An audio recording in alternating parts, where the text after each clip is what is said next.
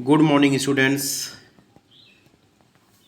आज हम सभी कल के लेक्चर के आगे हम देखेंगे केमिकल प्रॉपर्टीज़ एल्कोहलों का चल रहा था, उसी में आगे हम देखेंगे विहाइड्रोजनीकरण।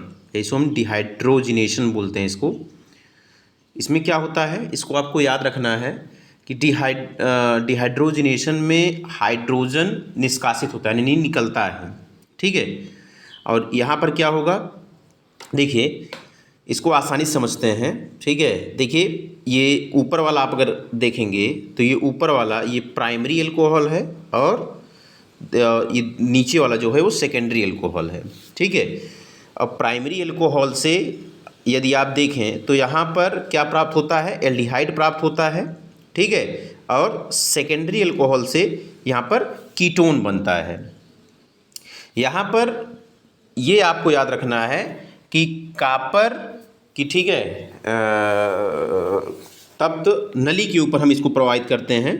टेम्परेचर यहाँ पर लिखा गया 300 डिग्री सेल्सियस, तो 300 डिग्री सेल्सियस, ठीक है, टेम्परेचर पर यहाँ पर प्राइमरी एल्कोहल को यदि हम प्रवाहित करते हैं तो एल्डिहाइड बनता है, और सेकेंडरी एल्कोहल को यदि हम प्रवाहित करते हैं तो वहाँ पे कीटोन प्राप्त होता है। ठीक है, और साथ में हाइड्रोजन गैस निष्कासित हो जाती है। रिएक्शन आपको समझ में आ गया होगा।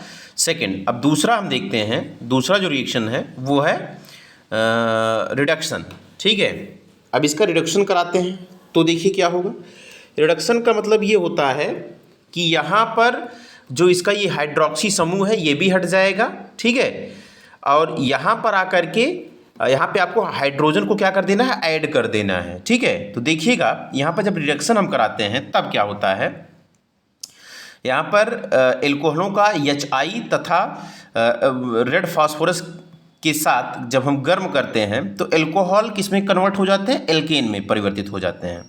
ठीक है, अब यहाँ पर आपको केवल ध्यान इतना देना है कि जब हम HI से रिएक्शन इसका कराते हैं, ठीक है, तो अब होता क्या है कि यहाँ से जो ये हाइड्रोजन है, ठीक है, ये आसानी से हाइड्रोजन क्या कर देता है, रिलीज कर देता है, दे देता है इसको।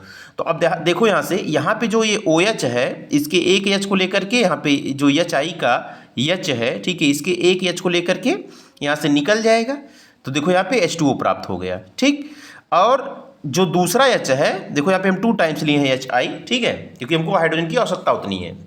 यहाँ पे अब हम क्या करेंगे, H यहाँ पर क्योंकि बैलेंसी अब OH के हटने से यहाँ से इस कार्बन की बैलेंसी खाली हो गई, तो अब ये वाला H आकर के यहाँ पे जुड़ जाएगा और आपको देखो यहाँ पे ये एल्केन प्राप्त हो जाता है। ठीक है, और I2 के रूप में यहाँ से देखो ये अलग हो गया, आयोडीन।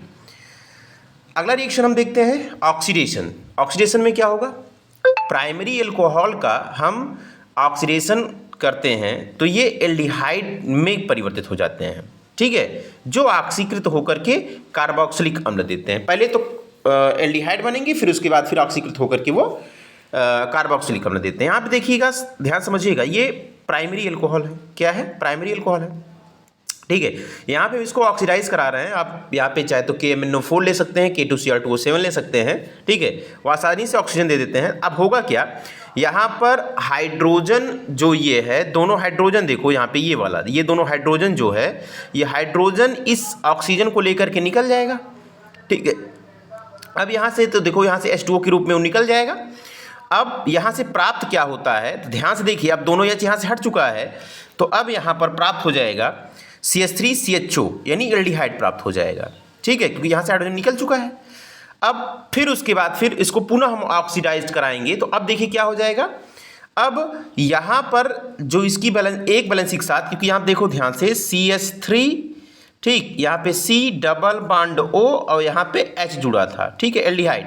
अब होगा क्या, जब दोबारा हम ऑक्सीडाइज को कराएंगे तो यहाँ पर बीच में आकर के ऑक्सीजन जुड़ जाएगा।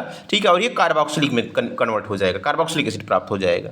ठीक है, इसी प्रकार से हम सेकेंडरी अल्कोहल के साथ देखेंगे। तो सेकेंडरी अल्कोहल के साथ क्या होता है, सेकेंडरी अल्कोहल का ऑक्सीकरण करने पर कीटोन प्राप्त होता है। देखिए कैसे प्राप्त होगा कीटोन, ध्यान से समझिएगा। यहाँ पर भी हम यहाँ पर क्या लेंगे, KMnO4 या K2Cr2O7 ले सकते हैं ऑक्सीडाइज कराने के लिए। अब होगा ये कि यहाँ से एक H, ये देखो ये वाला एक H और एक H, ये देखो ये कार्बन के साथ जुड़ा हुआ H, ये दोनों H इसके एक, ठीक है, यहाँ पे ऑक्सीजन को लेकर के देखो, ये जो ऑक्सीजन है इसको लेकर के निकल जाएगा। ठीक है, तो H2O के रूप में निकल जाएगा। अब देखो यहाँ पर इस कार्बन की एक वैलेंसी खाली हो गई, ठीक है, इस कार्बन की एक वैलेंसी खाली हो गई और इस ऑक्सीजन की एक वैलेंसी खाली हो गई, दोनों के बीच में अब क्या बन जाएगा, डबल बॉन्ड बना लेगा और आसानी से ये कीटोन प्राप्त हो जाएगा। आई होप आप सबको ये समझ में आया होगा रिएक्शंस।